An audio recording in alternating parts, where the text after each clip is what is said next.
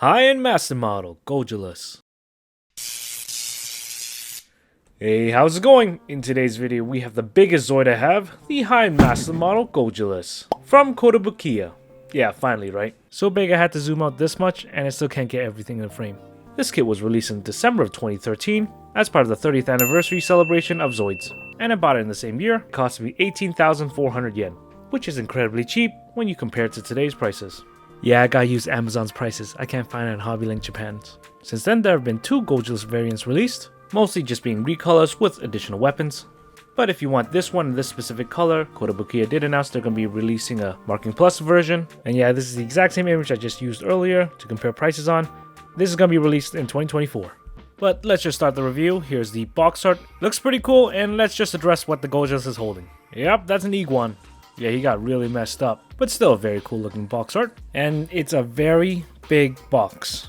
The width of the box alone is already bigger than the Gojulas. So let's remove the sleeve of the box, revealing the exact same thing, and flipping to the back because that's the only thing that has any information and images. You can already see that this kit does in fact come with water slide decals. And small disclaimer, everything you see here is of a painted kit. So right out of the box, it won't look like any of these images. And from these images, you can expect quite a bit from this kit, which makes sense, it's so freaking big. Better have some cool stuff on it. We also got some illustrations at the bottom over here. Always nice to see it when they draw everything out. And we got some text boxes that I can't read. But before we focus on the kit, let's talk about the build.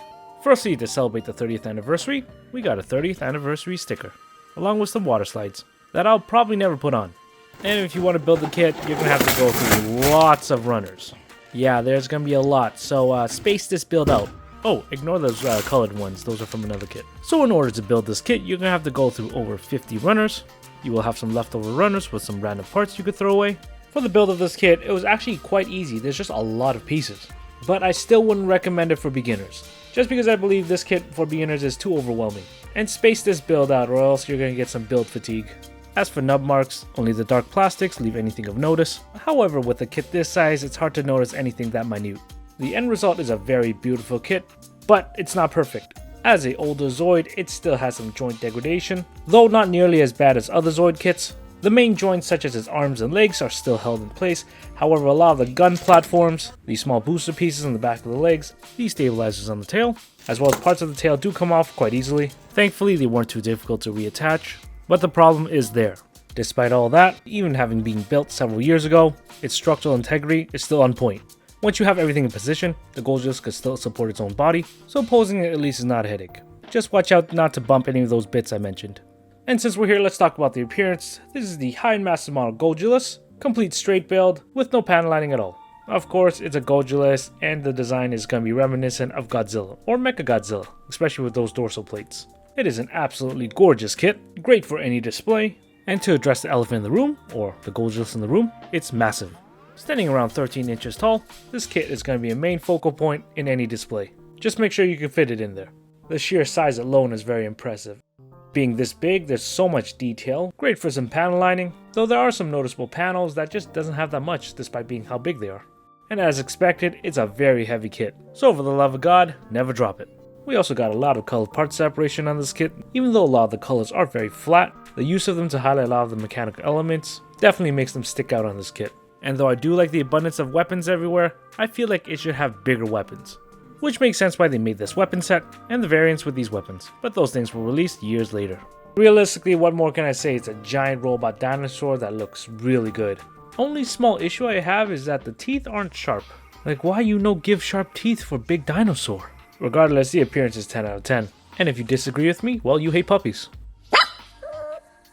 Nah, I'm kidding. No one hates puppies. But moving on. Alrighty, let's start this articulation. Gonna have to work with getting this in frame. There are 2 joints on the lower jaw, 1 joint on the lower part of the mouth, and 1 on the upper part, allowing the mouth to open up this wide.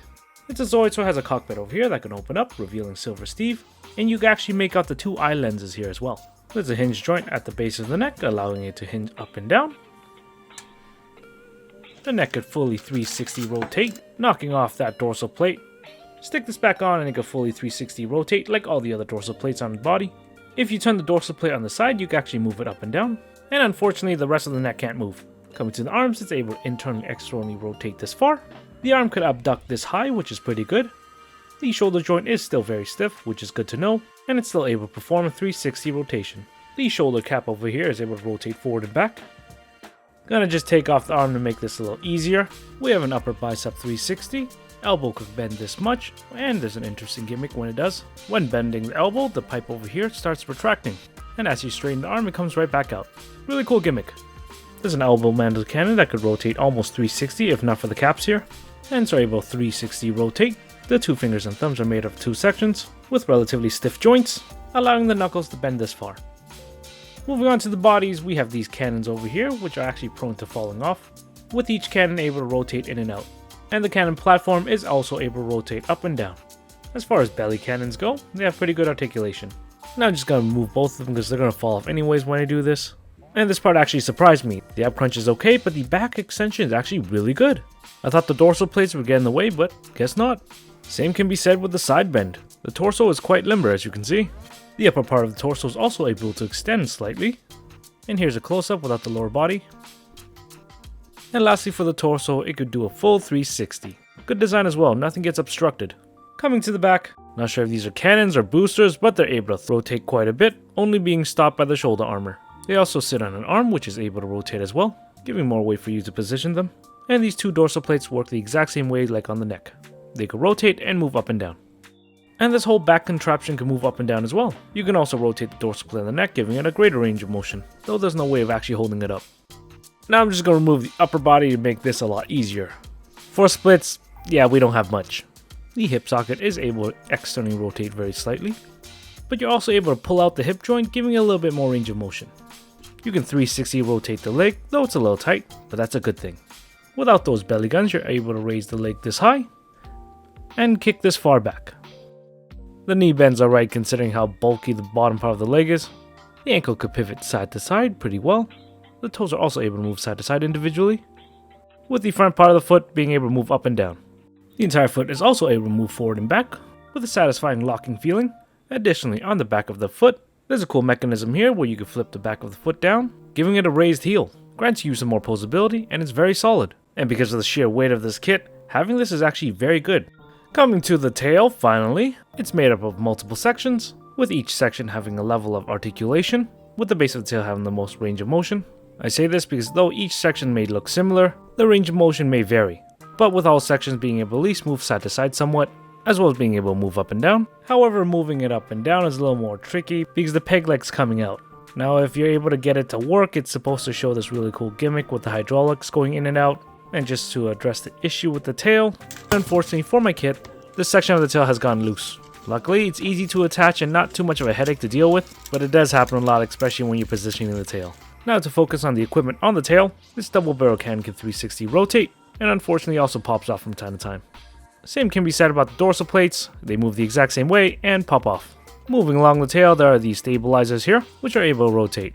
And taking them off, you can see a hydraulic system here. There's a hinge unit at the bottom, allowing the hydraulics to move up and down. Though I gotta say that silver piece should be longer or else it just pops off constantly. There's also a hinge joint at the top, allowing it to be folded up into the tail. One big issue I have with this piece is it's actually very easy to fall off when you bump it, which is kinda annoying considering it's there to support the tail. And with the amount of time you're positioning the tail, it does come off. Now coming on the tip of the tail, I'm just going to take this off. Gonna be easier to work with. There's quite a bit of moving parts here. This outer plate can rotate. Interestingly enough, the weapons here are able to fold down, as well as 360 rotate. The central weapon could be angled up and down. And the barrel is actually collapsible, which is very interesting. And you might be wondering what that's for. By flipping the weapon all the way up, you can actually open up the secret compartment here. And with that collapsible cannon, you can actually fold it right in. Et voila! Now you have no more cannon there. It's a really cool gimmick, but I prefer having the cannon stick outside. I'm not sure why they even added this, but I don't hate it. And that's it for articulation. Surprisingly, for such a big, bulky kit, it's highly articulated. It can easily support its own weight, so you can put in a variety of poses without any issues. That raised heel allows it to lean a little bit more forward, and because of how strong it is, balance won't be a problem. And despite having a loose tail with sections falling off when you're playing around with it, once you get in a good position, the tail could at least hold up its own weight. Overall, posing this kit is very fun and an absolute blast to do. It's not a catastrophic hand grenade like, the Shield Liger or the Blade Liger, so you won't be ripping out your hair. As for extras and accessories, there isn't much. You got Silver Steve, your generic pilot figure, and there's a Zoid core located in his abdomen. easy to slide in and out, but not loose enough where it could fall out. And look, if you're expecting a shake test, that's not going to happen. This thing is way too expensive to even... There you go, there's your shake test.